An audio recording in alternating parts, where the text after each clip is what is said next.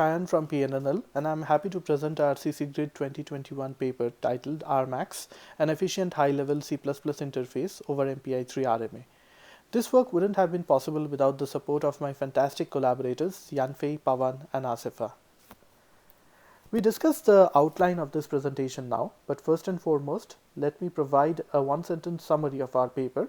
We introduce RMACXX as a modern C++ interface over MPI RMA that focuses on providing convenience and composability for building scientific application codes.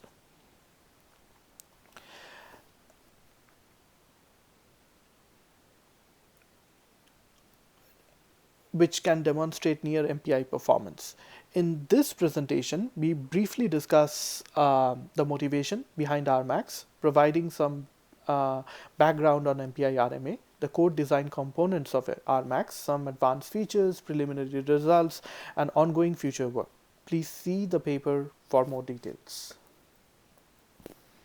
Discussion on MPI RMA model is out of scope, and we encourage interested readers to check our paper for references. That being said, we provide a brief background on MPI RMA in contrast to the well-known two-sided message passing model.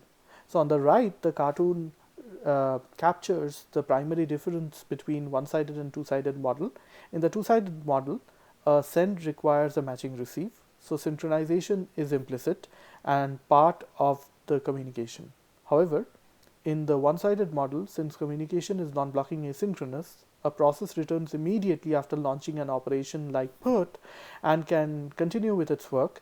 And on the remote end, the process that received the data can also continue with its work without being disturbed or being involved in the communication. After the origin process invokes a synchronization statement, the data will be accessible on the remote side. This one-sided model is particularly relevant since most network interconnect supports RDMA, which is remote direct memory access, and a transport layer protocol that enables direct access to remote memories bypassing the OS. But how would the processes know where to put the data and where to get the data from?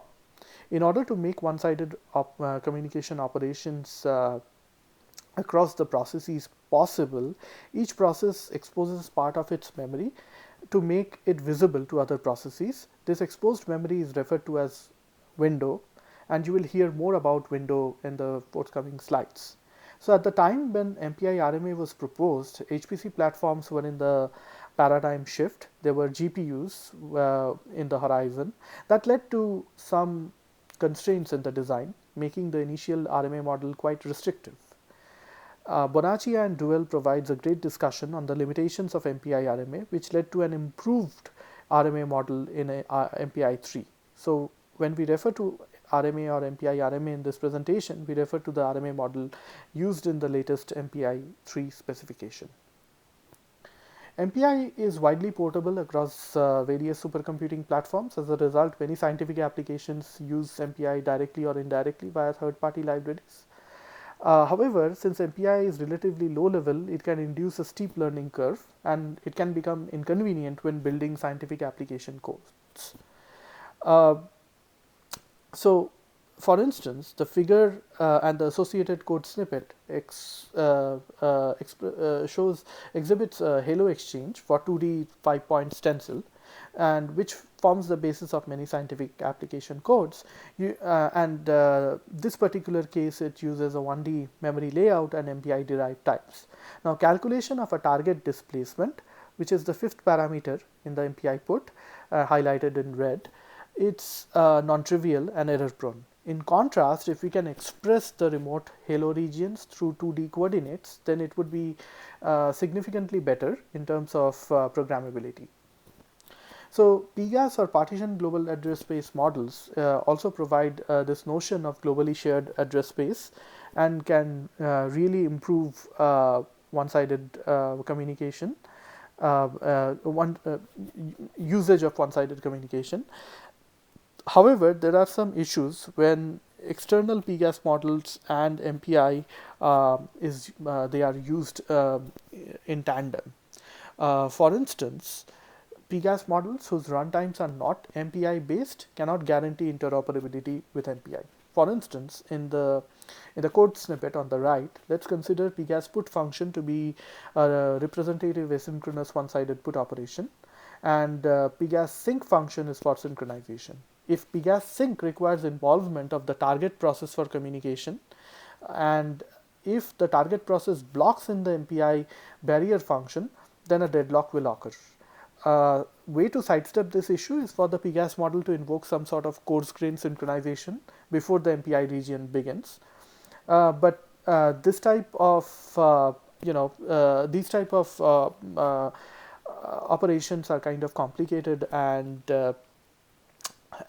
separate runtimes are susceptible to these issues, and some of it is documented in this paper by Young et al. And certainly in a number of cases, it might also require extra memory, which is a precious commodity, since you don't want to take memory away from the application.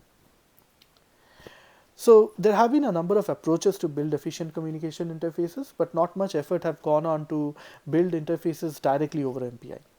As the MPI specification becomes more complicated and diverse, we ask this question: can we develop an intuitive and composable interface over MPI-3 RMA that can provide features needed by applications without sacrificing performance? As an answer to the question, we introduce RMACXX. RMACXX is a compact C++ interface over the most common features in MPI-3 RMA. RMACXX supports both local and global view data models and only uses C++ and MPI. So there is no separate overhead other than adding some instructions on top of MPI RMA functions. The time is particularly conducive for C++ interfaces over MPI, with the improved functionalities in C++ and STL post C++11, and we can hope that modern C++ language bindings to MPI, which will be possibly included in future MPI standard specification, would persist, and unlike the last time, it wouldn't go away, because initial C++ language bindings to MPI was deprecated in MPI 2 because of various reasons. So going back to the Halo Exchange example, the code snippet shows RMACXX version. Now in fact, this is an advanced feature of RMACXX, which would be discussed in the later slides, but the point here is to demonstrate an index-based interface that can encapsulate the low-level details of the actual locations of the remote data. Let's go over the design of some of the core components of RMACXX. So the diagram shows high-level organization of RMACXX. Overall, an RMACXX window instance encapsulates an MPI window, which, if you remember from the previous slide, is just a memory exposed by a process in order to perform one-sided communication. The window class provides local and global view models. Or we call it local and global indexing models, which loosely refer to as local and global view models. The standard interface of RMACXX provides basic one-sided communication operations for local and global indexing. And we also have developed an experimental expression interface that can combine communication and limited entry-wise arithmetic operations. We require C++ 14 compliant compiler and an MPI-3 compliant library. So we are going to discuss these components now. So in RMACXX, a window is the most important data structure. Apart from parameterizing the window class with the type of T, which is T is a plain old data type, we have five other parameters to set various properties of the window instance, as you can see here with their default parameters. Like MPI RMA, RMACXX window access operators are non-blocking asynchronous,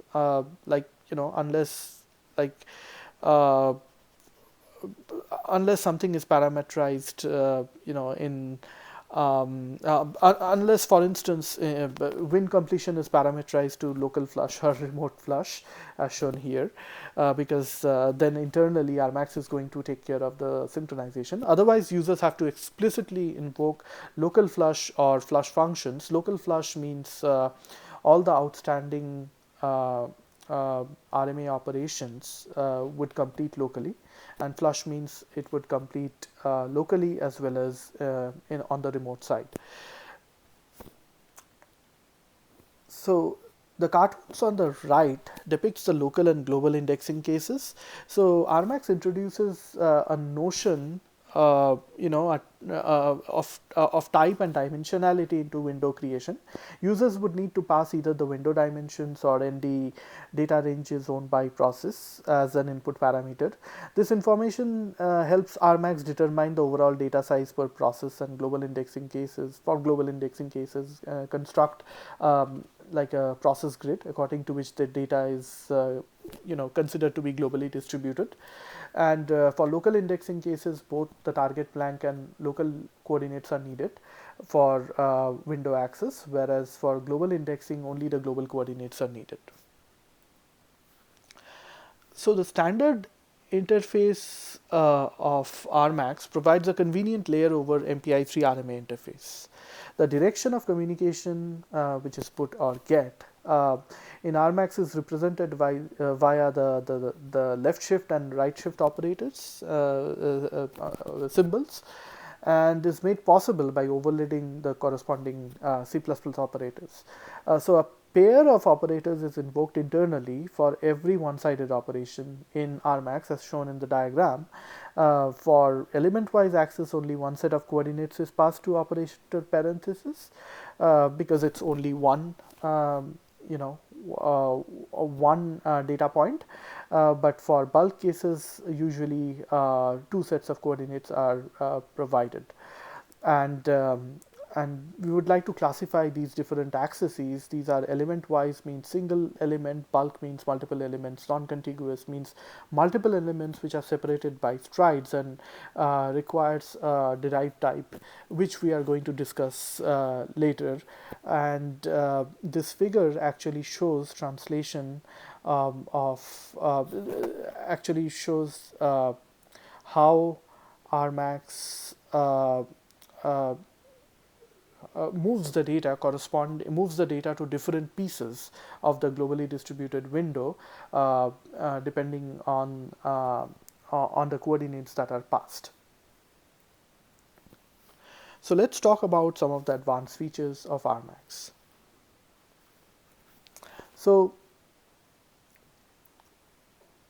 for bulk cases, since non-contiguous portions of the input buffer may be accessed, RMACXX creates an MPI subarray type to designate local data blocks. So in addition, this is in addition to creating a subarray type for the target window, and this is done prior to communication. Therefore, there is a relative overhead of global indexing interface because these operations are included. But the benefit is enhanced convenience and also enhanced performance because the data type creation means the MPI software overhead is minimized. To optimize data transfers, RMACXX creates MPI subarray type on the fly during communication operations involving multidimensional windows. So for global indexing cases, these slices of the original data buffer may correspond to multiple target windows, as we saw in the previous previous case. So there are additional in overheads that would be incurred for creating subarray derived types for every patch of remote data. There are various scenarios which are shown, various scenarios where subarray is created internally, and this is shown in this table.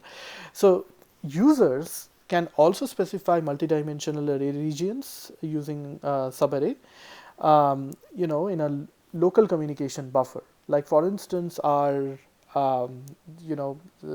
going back to the code snippet of the Hello Exchange. So the Hello Exchange between east and west neighbors of the 2D grid can be actually expressed using RMACXX subarray type, and to specify the non-contiguous portions of the local buffer used in the communication. Another flexible way to communicate Hello regions would be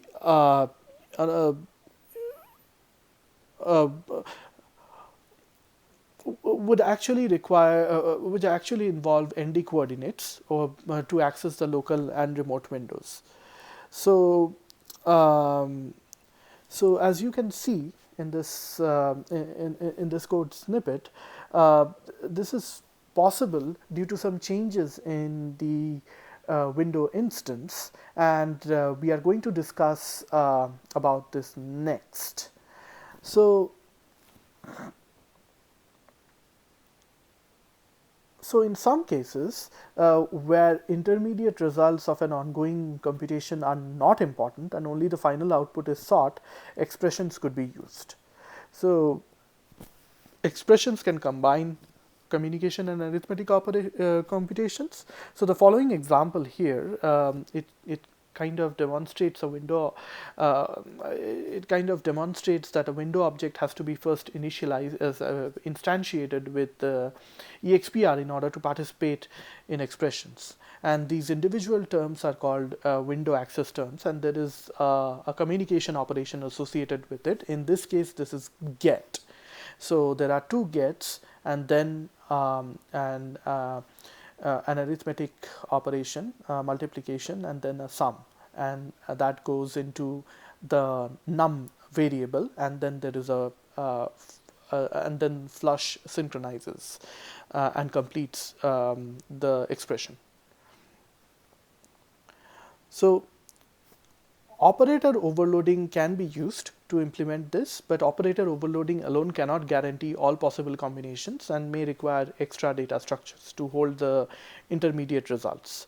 So we use a C++ metaprogramming technique called expression templates that allows building expressions using overloaded arithmetic operators as shown here. So internally, when an expression is encountered, RMACXX issues gets corresponding to the window access terms, evaluates the expression, and then invokes a put to the window corresponding to the window access terms on the right hand side of right shift operator.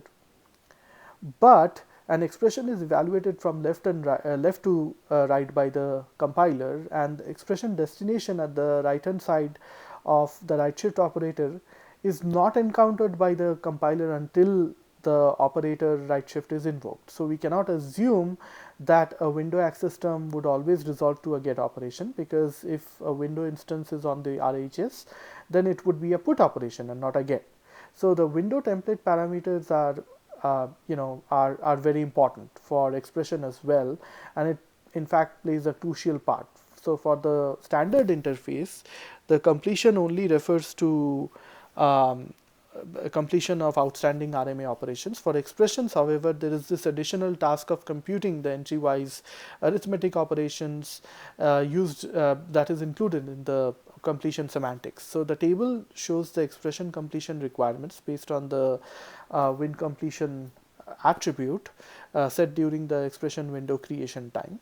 And based on the win completion parameter, an expression may not be evaluated, but it is deferred until the user invokes a flush operation for completion. So this requires the objects to be remain alive across scopes. Hence, RMACXX has to maintain a static buffer for holding the intermediate results, and this is shown in this diagram, that there is one path where everything is kind of fast because the data is in the static buffer, but if there are a lot of expressions in flight, then it might require allocation of extra memory and adding the overhead. So talking about experiments, we perform three types of experiments: instruction count analysis, message rate, and application proxies on two platforms, ANL Blues and NERSC Edison. On NERSC Edison, Cray software suite is used, and on ANL Blues we use MBAPitch and MPitch. So instruction count analysis is is important because latency alone can be a limiting factor, a limiting metric to compare performance of RMAX relative to MPI. Therefore, we use Intel SD to analyze instruction counts between RMAX and MPI invocations. These counts vary slightly across platforms and compilers, but overall the trends are similar. Typically, RMAX demonstrates 20 to 80 extra instructions compared to MPI for local indexing interface. In terms of latency, this translates to about 1 to 4% overhead compared to MPI. So global indexing interface performs more work, so the differences can be larger. This is the price paid for the convenience and enhanced programmability.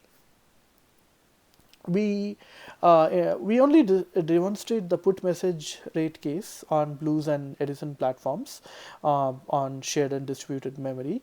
Typically, the differences arise from the choice of underlying transport layer protocols. MPI and RMAX performances are nearly identical since both uses the same underlying runtime. On the other hand, CAF is a compiler extension and can convert put-get operations to direct load store in shared memory to bypass the software overhead, resulting in better performance in shared memory of Edison. CAF is also uses a different transport interface and has a different synchronization model, which perhaps might be the reason behind its better performance on Edison. So now talking about the application use case. So Lilish is a well-known mini application from the area of shock hydrodynamics. In each iteration of Lilish, a process communicates with 26 of its neighbor in a 3D domain for 100 iterations. We show both execution time and and figure of merit performance, and we find MPI and RMAX performance to be nearly identical. Similarly, for MILC, MIMD lattice computation, which is used to study quantum chromodynamics using numerical simulations, we observe about 1 to 3% performance variation between MPI and RMAX versions. MILC is known to demonstrate performance variations on Cray network owing to its communication-oriented nature. So we discuss the ongoing future work in the context of some related approaches. Creation of so GA allows creation of distributed arrays that can be accessed using multidimensional coordinates similar to RMAX. Now the integration with linear algebra libraries is particularly useful for a number of scientific numerical analysis workloads. And on the other hand, UPC++ is a PGAS library that offers a set of modern C++ extensions over GasNet EX communication runtime. And unlike RMAX, UPC++ uses function call semantics for RMA operations, and synchronization is via future and promise objects. In contrast, everything in RMAX is tied to a window instance, which can be referenced across scopes, whereas ownership transfer of futures have overheads. UPC++ also has a rich RPC interface, which is unfortunately missing in MPI RMA, except MPI RMA accumulate, which uses a similar concept but for predefined operations. Thus, we would like to include some of the key functionalities such as linear algebra and RPC integration inspired from global arrays and UPC++ in future versions of RMAX. The expression interface can, so talking about the ongoing and future work, the expression interface can express complicated linear algebra operations that arise in machine learning scenarios, and we would like to extend the operations supported, as the current support for entry-wise operations can be limiting. So currently there is no direct support for sparse data, but since sparse workloads are ubiquitous, we would like to introduce a sparse interface for RMAX. So finally, we are hopeful that C++ language bindings to MPI would be officially supported in the future standard specification, and we are hopeful that it would help enhancing interfaces such as RMAX. So thanks a lot for listening. Please get in touch if you have any questions, and the code would be available soon in this repo. Thank you.